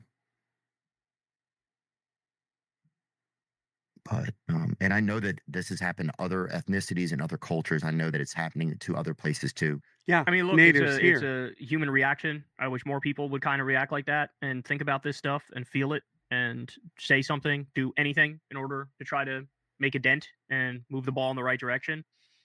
We need to start a campaign to save Theo Von, though, man. We do. Because I'm telling you, at the exact same time, within an hour of watching this clip, right, and being reminded of the clip where he's talking to Gabor Mate and crying over Gaza, within an hour of that, this came across my feed. Ivanka Trump, Miami, look good on you, Theo Von. Come back and visit us soon. So here's Theo hanging out with Jared Kushner, hanging out with Ivanka Trump at some fancy schmancy restaurant in Miami. But that's not even all. What Kyle doesn't realize is that Theo Von was actually on a diplomatic mission here, Zach. He went to Miami to bring this message of peace, to beg to the Trumps and the Kushners, whatever the fuck, to liberate the Palestinians. That's clearly what's happening in this photo right now. You know what I'm saying? He's clearly dressed for the occasion on a diplomat's mission. Guys, this is why the left can't get anywhere. This is why we're always losing, guys. Can you not see it with your own eyes? Calling out Theo Von when he's clearly doing the right thing. He said he cares about the issue. He said he cares about it, and he has a high profile, and now he's dining with them. I promise you, Jared Kushner is going to leave a changed man after this dinner. Why are you opposing progress, Gavin? All of it, dog. Look what we got here. Theo Von makes surprise appearance at Trump's speech to troops in Qatar. As president reveals, Barron introduced him to the podcaster. I'm not trying to be an asshole, man. I promise you I'm really not. I promise you I'm really not.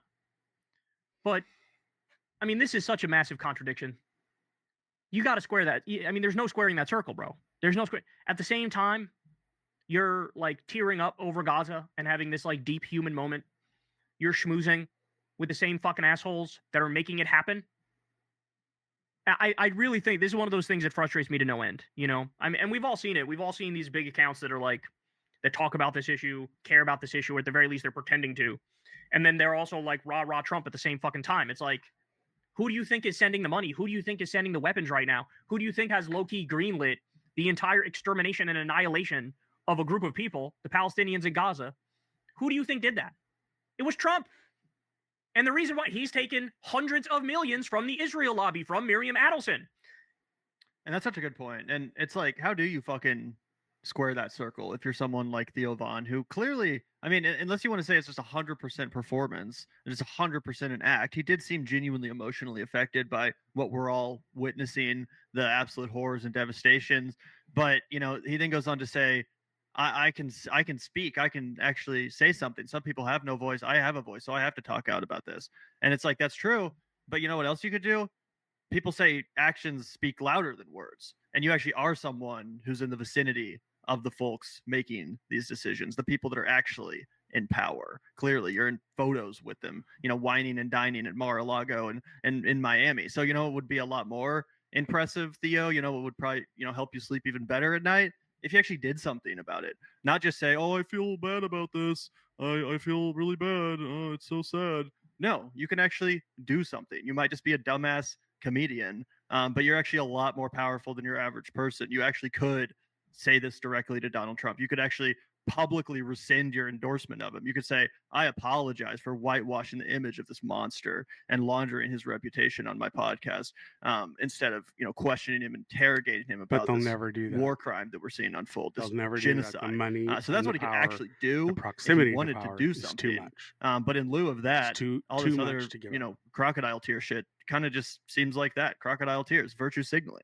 Yeah, I think he is the kind of right winger who is in this media bubble that I think we could best create a parallel to somebody like Marjorie Taylor Greene that we saw the other day with Cenk Uygur, right? Like, they consider themselves anti-war, like, for reasons that are, not necessarily related to an actual connection to the cause. Like, a lot of conservative Republicans have kind of pivoted on Israel, like, we showed how Marjorie Taylor Greene, when she first got into Congress, was talking about how nobody was more pro-Israel in all of Congress than her, right? We talked about how she initially supported the, anti-BDS bill that she later grew a lot of attention for opposing just a few weeks ago, right? So she's kind of made this pivot. And I think, I don't say this lightly, but I think a lot of those people are impacted by this, like, anti-Semitic sphere of content creators, right, who have really honed in on Gaza because it is an atrocity and because it is being committed by the nation of Israel, right? And it's easy for them to kind of get their message across it. So I wouldn't be surprised if in his free time, a guy like Theo Von is listening to Jake Shields or scrolling through Jake Shields' feed. I wouldn't be surprised if he's listening to Candace Owens. I wouldn't be surprised if he's listening to Tucker Carlson. I wouldn't be surprised if those are the folks that are shaping his skepticism and his, point of view when it comes to Gaza. And obviously he still does have some human empathy in him. That's why he's able to be emotionally responsive to those devastating images. But I think he's coming at it from the exact opposite side of the aisle that somebody like Kyle or us would be coming at it from. Theo? Yeah. Interesting. I didn't really get that vibe so much. He seemed like he was responding to the reality of what's happening more so than like it being shaped by any specific narrative. That's what I got. And at most, I kind of just viewed it as like him pretending, like the worst interpretation would be him just pretending to care about it so that he kind of gets off the hook for actually meeting behind the scenes with the Kushners and the Trumps and shit like that. But I don't know. I didn't really get that vibe necessarily. Oh, yeah. I think his media diet totally shapes his opinion on the issue. I think that's why he is able to go and dine with the Kushners. I think that is why he'll go and hang out with Tucker but a lot of Carlson. people have like kind of turned on the Iraq war recently. And that's the exact same thing that I was mentioning with Marjorie Taylor Greene, though. That's an entire apparatus. That's an entire section of the right wing that's really popular right now. For sure. I just don't think it's all driven by anti-Semitism. I think a lot of people did grow up during the Iraq war, saw how useless and what a waste of human lives and resources that it was, how it did not improve our country, how it didn't make us safer, and they don't want us to repeat that mistake, So maybe that's an element of it, but I just think that it has probably a little bit more to do with that in the case of someone like Theo Von. I think in the case of Theo Von, sure, but not in the case of the content creators that I imagine he's consuming on a day-to-day basis, like Tucker Carlson or Candace Owens. I think at that point, it's very much about the anti-Semitic component. I definitely think that's an element of it, for sure. I mean, we've talked a lot about that. Jake Shields, for sure. And I know Theo Von has said some, like, borderline fucked up things about Jewish people. I know he was like, the fucking Jews control the media. Like, yeah, that's why I think his media diet's shaping his POV. For sure. I mean, he has a right-wing media diet, for sure. I just mean based on that one clip, I don't necessarily think it came off like, he was specifically saying that because of anti-Semitism. Like, I do think it's very possible he just has seen a lot of the horrific images, as he mentioned, children parents trying to put their fucking children back together after bombs blow their heads off and shit like that. It's pretty hard not to be affected by that, regardless of, how much anti-Semitic content you're consuming. So I do think but then to go hang out with the guy that's doing it. For sure. Well, that's why I'm saying the least charitable interpretation of this is that he just said that to cover for himself and make it look like, oh, I do actually care, right? Even though I'm not actually going to do anything, I'm going to say something. Because again, it's a lot easier to talk than fucking do anything. Actions speak louder than words, as I said. No, I agree that that's likely the case, but I think it's because he has a lot of audience overlap with people like Candace Owens, with people like, you know, Dan Bilzerian, probably with people like Jake Shields, and those are people who have made this a focal point issue because of their, you know, not because of their commitment to the liberation of oppressed people, not because of their, you know, resolve towards the injustice in Palestine, because you will notice that they'll never speak up about any other global injustices, and they'll continuously support the fascists in power, right? So I just think all of that shapes his reaction in a way that it's like, I can't even really like feel like you're a sincere person. You know what I mean? Well, yeah, that's kind of the whole point of this segment, is that it's hard to take anything that Theo Von is saying seriously, given the people he's hanging out with behind the scenes. But yeah, I guess my only other thing I'd say about Theo Von is I do feel like he kind of appeals to a slightly more normie demographic than someone like Dan Bilzerian or even Candace Owens. Like Theo Von to me does genuinely seem like he's kind of just known more for like his comedy and stuff than any of his political takes. Whereas someone like Candace Owens like is primarily known as a political commentator. I think part of Theo Von's shtick is that he's like just a normal guy, bro. Like, I don't really have a bunch of intelligent opinions. Like, clearly, you know, he didn't really speak about that all that eloquently or like in a very, you know, educated manner.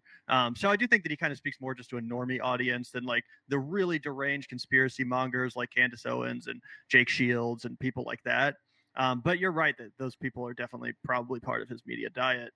Yeah, I totally agree with you, by the way, that he's not nearly as bad as those folks. I just think that if you spend a lot of time listening to Theo Von, you'll likely get recommended somebody like Candace Owens, you'll likely get recommended somebody like Tucker Carlson, and you'll likely hear him speak positively, if not glowingly, about a lot of those individuals and have positive experiences with them. So I do think that it is like more like a entry point to that kind of video. And not that that's, you know, his fault or anything like that, but I do think that it all comes into play when you're like, how could you be this authentically moved by something and then go right around and like, you know, try and do PR for the person responsible. Right. 100%. Either way, let's hear a little bit more from Kyle, because I actually think he does a great job in a second explaining part of why Theo Von specifically is more nefarious than he might appear on the surface. He allowed Israel to annex the Golan Heights, which is Syrian territory. He moved the embassy to Jerusalem. He did the Abraham Accords, which was literally the whole point of that was a massive middle finger to Palestinians saying, we're going to work around you. We don't need to work with you. You're going to be occupied for forever, so just take it. That's what the point was. That was what the point was. And now here he is. He lifted the moratorium. Ready for this? Theo Von should know this, but I'm sure he doesn't. Trump lifted the moratorium on the 2,000-pound bombs being used in Gaza. The 2,000-pound bombs were so extreme that the U.S. didn't even use them in Iraq because the idea was these are going to kill civilians. If we use them, let's just not use them. Israel, they're using them, and it was Trump that lifted the moratorium and said, be my guest, go right ahead. So this is the guy you're schmoozing with. This is the guy you support, by the way, right? He had him on his podcast. Sort of like with Rogan, he fucking played patty cakes with him. He actually had a lot of funny moments. He was able to humanize Trump in a way that I don't think others could, because the other people don't have that sort of down-to-earth, aw shucks mentality that just come across as really authentic and sincere to people. So whether he did it on purpose or not, I don't really care. Fundamentally, he ended up sort of humanizing Trump. And the same shit that you're sitting there crying over, talking about how horrible this world is and how it all needs to stop, this guy made the world that. He contributed. Yeah, and that's such a great point from Kyle. I do agree that basically out of all the MAGA adjacent sort of Rogan bros, none of them actually did a better job, you know, intentionally or unintentionally, of humanizing Donald Trump than Theo Von. There were some downright charming moments from that interview. Remember, Zach, where Trump was at? You know, here's my take on it too. You know, this whole broski white guy, all white guys that are trying to have and manipulate these narratives, you know, the Charlie Kirks, the Ben Shapiros, the Nick Fuentes, all of these fucking idiots, people who could not gain real jobs, so they went into this kind of bullshit grifting for the right because there was money to be had and power to be had. All the while, you know, I'm sure they're big fans of like Top Gun and all those movies from the 80s where we were fighting the Russians, but they don't really take that in anymore because they're actually working with the Russians and using their talking points. They're literally RT reporters out in the field. Literally, that's what they are. That's the equivalent of what they are. And in fact, maybe on Sunday, if we get through with my demonstration of how I make reaction videos, maybe what I'll do is there's a video out there of a professor at, I believe it's Oxford in England. May not be Oxford, but Charlie Kirk went there to do one of his little student roundups, ask me a question, bro, kind of thing. And a professor was there, and he evidently literally slammed the shit out of Charlie Kirk. And I really want to cover that because that little fucker needs to get put up on a pole. Literally, Vlad Tepes. I'm through with these motherfuckers. They're just nothing but grifters and charlatans and snake oil salesmen. And I have no respect. None. No respect whatsoever. I'm done with them. And that may be hard for some people to hear, but I'm a Gen Xer. I don't pull punches on those kinds of things. Not that I'm advocating for people to go do it. I'll make that clear. Disclaimer: if you do that, you're a murderer. You're fucked up. But I can dream, can't I? Anyways, moving on. Let's move on from this situation before I shoot my mouth off any further. Here's one that I found really, really entertaining, and this is a guy that I absolutely love. Off Jawagon, he's become one of my all-time favorite channels to watch now. I'm just going to let this one roll. I'm going to let it speak for itself, and we'll talk on the other side. Okay?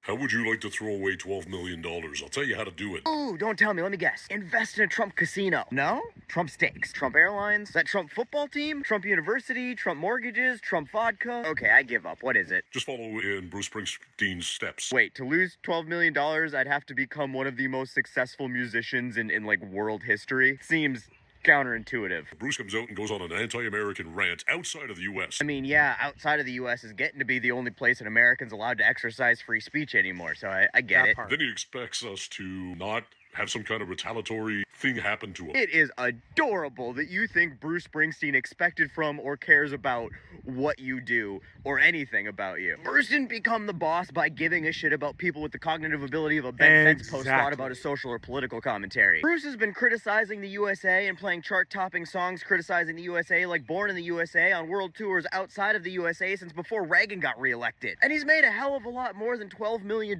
for doing it. I get that you are a barely sentient rock of some form, but where the fuck have you been, my guy? This is shit like everybody knows. Well, everybody's dropping him like a bad shoe. First off, no, they're not. Second off, that is not a saying. It's either you drop something like a bad habit, or you wait for the other shoe to drop, you fucking cantaloupe. You don't drop a bad shoe. Are you suffering from a concussion, or is this like your natural state? Either way, you should definitely see a doctor. Latest one? Jeep. This is not going to go well for you. Not because I'm going to post a bunch of citations and receipts showing that Bruce Springsteen had no outstanding annual contract with Jeep, or that any contracts were worth $12 million, or that Jeep has said anything about cutting ties with Bruce Springsteen, even though I could do all those things, which would make you look, as dumb as you look. But I don't think I'm going to have to do that because I have the seeking suspicion that all by yourself, you are about to make yourself look far dumber than anything I could ever do to exemplify that your brain has fewer ridges than an ice rink. So please, do go on. That's only one. There are multiple ones backing out of their agreements with Bruce Springsteen. Oh, really? Please, by all means, name them. Let's hear the multiple. Well, here's the latest one. All right, you can't, because they're not. But yeah, let's see the latest one. Come on. And it's a beautiful thing. There it is! I knew it! Oh my god, you fucking taters do exist in the wild.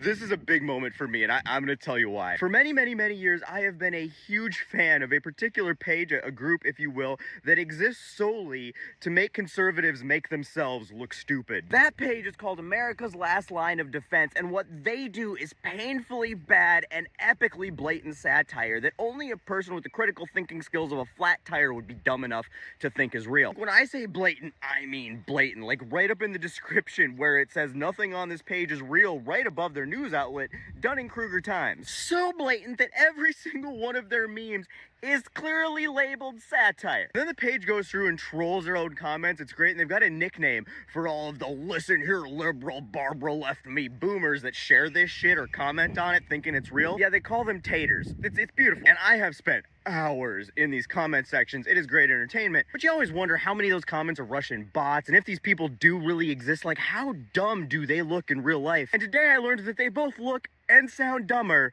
than I could have possibly ever imagined. And you want to know how I learned that? Come here. Let's zoom into your little Jeep screenshot here. Right there. You see that?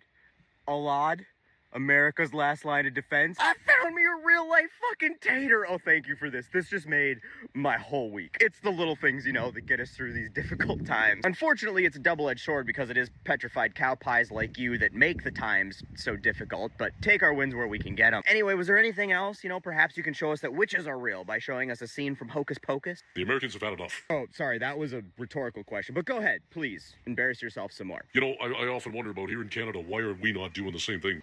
You mean you're not one of us? Oh my god, this day just keeps getting better. Canada, you may want to come get your boy here, because I'm pretty sure he's single-handedly dropping the average IQ of your entire country by like 75 points or kilometers or Celsius or liters or whatever the fuck you measure intelligence by up there. All I'm saying is he's making us down here feel a little bit better about ourselves and our current situation, and as much as we do appreciate it, because believe me, we do, you don't want that. You have a left wokist prime minister in power who cheated his way to get there. Canada, you cannot be serious with this guy. This Maple MAGA moron motherfucker thinks that Carney, arguably the most moderate centrist to ever be in the center of moderates since moderates had a center, thinks he's some woke leftist socialist communist Marxist or some shit. I'm seriously about to cry. These are the most dishonest and untrustworthy people on this planet. Says the guy who makes videos on the internet about news he's gotten from Facebook memes. The Americans have had enough. They made a change with Donald Trump, putting him back in the office. Canada did the same, but they stole the election again. Everybody knows it. Every single person knows it. Yeah, we do all know this in the same way that we know that Bruce Springsteen lost a $12 million Jeep contract. Every Canadian knows it. They stole the election. I guess Canada technically is included in everyone. Canada, you mind chiming in here and letting us know if you know this, if every Canadian knows this? And in the meantime there, bud, maybe stop using the Sudafed for meth and start using it, you know, as instructed to clear up whatever the fuck is making you sound like that. It sort of seems like your brain might be starving for oxygen. And that's such a great point from Kyle. I do agree that basically out of all... I just love that guy. I really, really do. I just think he is the funniest fucking thing on the planet.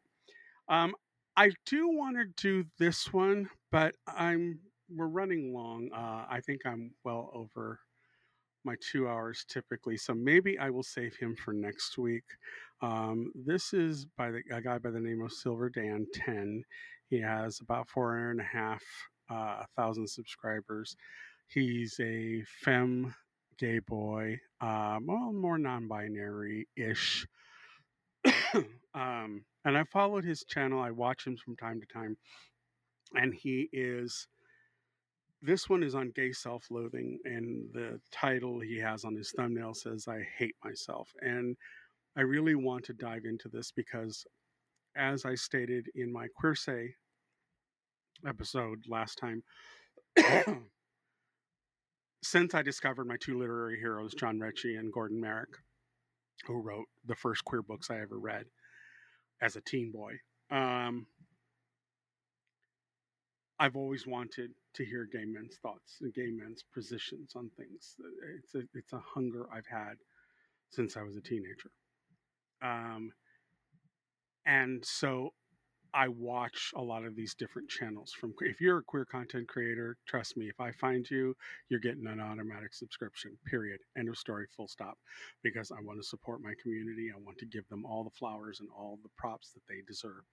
So I watch this guy's stuff, and I find some of his positions a little problematic, but I give him his due. These are his experiences. This is how he sees life. He is moving in a dating world I know nothing of, being a man of 30 years of marriage. I don't have any comparative notes. I can talk about what it was like when I was single back in the day, but that was a very different time. So I do want to hear what he has to say about this gay self-loathing thing. He does talk a lot about mental health, especially in the queer community. But again, I'm running a bit long. I'm sorry for the breaks in the broadcasting. I'm sorry, YouTube, that I had to just turn it off. But I think that's what was kicking me out, because now that I've done that, I haven't had a problem on the Twitch side. So maybe on Sunday, I will just do it on Twitch. I will go up now, get this edited as fast as I can, and get them up as a recast on YouTube, so people can see how I ended this one out. But we'll come back to Silver Dan 10 on Sunday, and see what he has to say, because I do have some thoughts on this. And as I say, I watch Black gay content creators for the Black audiences. I watch Asian gay, the Gaysians, content for the gay Asian community, because I like to know what my fellow brothers, sisters, and NBs of the various communities around me. I want to know what their struggles are. I want to know what their joys are, what their sorrows are.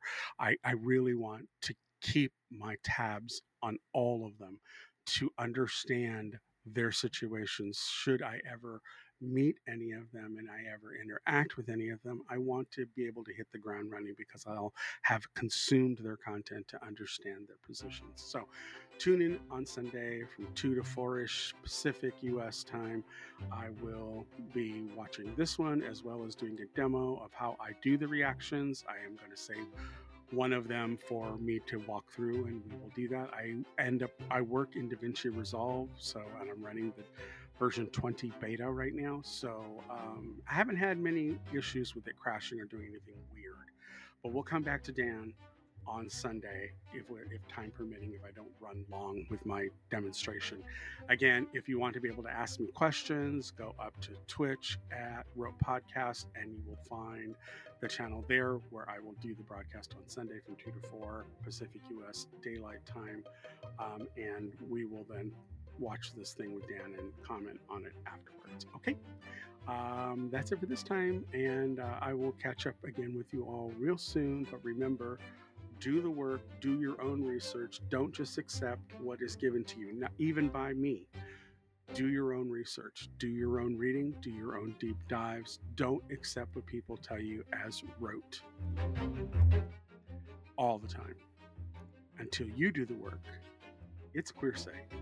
And here at Rope Podcast, we do the work. We put the time in. We value our queer brothers, sisters, and NBs out there, and our allies who fight for our community, especially in these troubled, divisive, and very fascistic times. So, see you all on Sunday.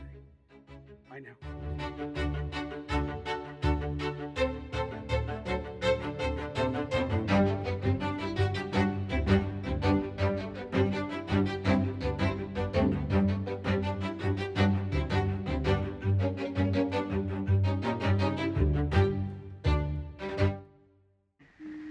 Oh, what's that? Closing time. The bums rush in melody, dear.